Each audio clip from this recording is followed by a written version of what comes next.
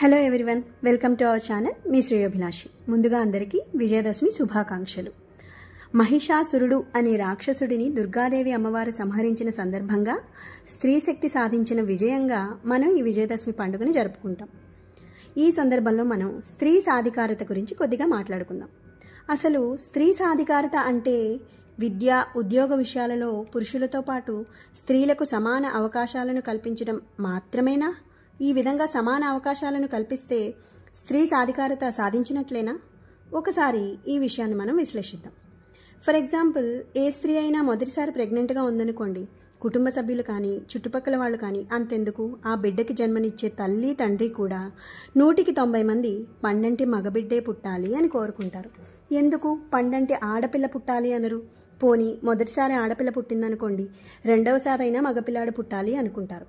అదే రెండోసారి కూడా ఆడపిల్ల పుట్టిందనుకోండి, అయ్యో పాపం మళ్ళీ ఆడపిల్ల పుట్టిందా అంటారు. అదే మగపిల్లాడు పుట్టాడనుకోండి, పోనీలే పాపం ఈసారైనా మగపిల్లాడు పుట్టాడు అంటారు. అయ్యో పాపం ఆడపిల్ల అనడానికి పోనీలే పాపం మగపిల్లాడు అనుకోవడానికి ఎంత తేడా ఉందండి. విద్యా ఉద్యోగం దాకా ఎందుకండి, అసలు ఆడపిల్లకి మగపిల్లాడికి పుట్టుకతోనే ఈ సమాజం భేదం చూపిస్తోంది కదా. ఇంకెక్కడి స్త్రీ సాధికారత అండి? ఎందుకు ఆడపిల్ల విషయంలో ఈ సమాజం ఆలోచన తీరు ఈ విధంగా ఉంది? ఇది కేవలం తల్లిదండ్రుల తప్ప, కుటుంబ సభ్యుల తప్ప, లేక సమాజం తప్ప? ఈ విషయాన్ని మనం ఇంకొంచెం లోతుగా ఆలోచిద్దాం. సమాజంలో ఆడపిల్ల విషయంలో ఈ విధమైన ఆలోచన తీరుకి 2 కారణాలు కనిపిస్తున్నాయి. ఒకటి, తల్లిదండ్రులు ఎంతో ఉన్నతంగా ఆలోచించి ఆడపిల్లను సైతం మగపిల్లాడితో సమానంగా పెద్ద పెద్ద చదువులు చదివించాలని కోరుకుంటున్నా కూడా బయటికి పంపించిన ఆడపిల్ల క్షేమంగా ఇంటికి తిరిగి వస్తుందా, ఎవరూ ఏ హాని తలపెట్టకుండా ఉంటారా అన్న భయం వారిని ఇబ్బంది పెడుతోంది. ఇక రెండో కారణం, ఒకవేళ ఈ పరిస్థితి దాటినా కూడా ఆడపిల్ల తల్లిదండ్రులు పెళ్లి అనే అంశం దగ్గర మళ్ళీ ఇబ్బంది పడే పరిస్థితి ఏర్పడుతోంది. ఇప్పుడు మొదటి కారణాన్ని ఏ విధంగా ఎదుర్కోవచ్చునో విశ్లేషించుకుందాం. తల్లిదండ్రులు ఆడపిల్లలను మగపిల్లలను సమానంగా పెంచాలి. అంటే సమానంగా ప్రేమించడం మాత్రమే కాదు, సమానమైన ధైర్య సాహసాలను వారిలో నింపాలి. మగపిల్లాడు భయపడుతూ ఉన్నాడనుకోండి, ఏంటి ఆడపిల్లలా భయపడుతున్నావు అంటారు.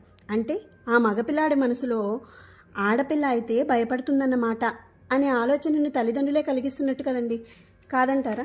అలాగే ఆడపిల్ల అన్నింట్లో ధైర్యంగా దూసుకెళ్తూ ఉందనుకోండి, ఆ పిల్ల మగరాయుడులా పెరిగింది అంటారు. అంటే మగపిల్లలు మాత్రమే ధైర్య సాహసాలతో ఉంటారు అనే సంకేతాన్ని మగపిల్లలకు ఇస్తున్నట్టే కదండి.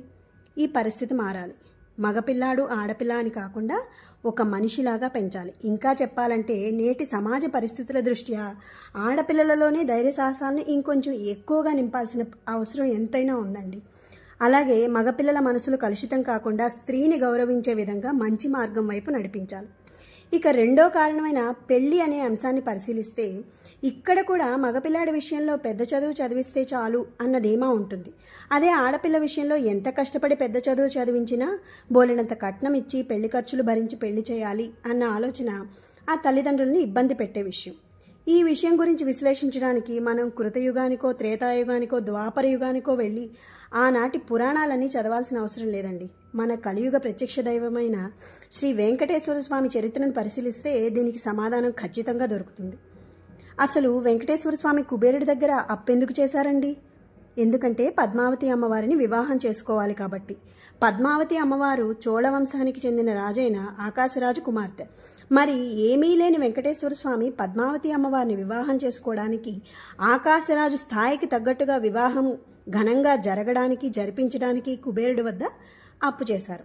ఆకాశరాజు నుండి ఎటువంటి కానుకలు ఆశించలేదు. మరి సాక్షాత్తు ఆ ఏడుకొండలవాడే పెళ్లి అంటే ఇరుపక్షాలు సమానంగా ఖర్చు పెట్టాలి అని చెప్పకనే చెప్తే ఇంకా ఎందుకండి సమాజంలో మగ పెళ్లివాళ్ళం ఆడపెళ్లివాళ్ళం అనే భేదాలు? పెళ్లి అనే బంధం ద్వారా జీవితాంతం కష్టసుఖాలలో పురుషుడితో కలిసి నడవడానికి స్త్రీ వస్తుంటే ఆమెనే అతిపెద్ద కట్నం కదండి. ఇంకా ఎందుకండి కట్న కానుకలు? పెళ్లి అనేది స్త్రీకి ఎంత అవసరమో పురుషుడికి అంతే అవసరం. అలాంటప్పుడు మగ పెళ్లివాళ్ళు ఎక్కువ కాదు, ఆడపెళ్లివాళ్ళు తక్కువ కాదు. పెళ్లి అనేది ఇరు కుటుంబాలు కలిసి సంతోషంగా జరిపించే ఒక వేడుక అవ్వాలండి. ఈ మార్పులు సమాజంలో వచ్చిన రోజు స్త్రీ సాధికారత సాధించినట్టే అండి, కాదంటారా? కుదిరితే ఒకసారి మీరు కూడా ఆలోచించండి. మళ్ళీ కలుద్దాం. అంతవరకు చిరునవ్వుతో మీ శ్రేయోభిలాషి.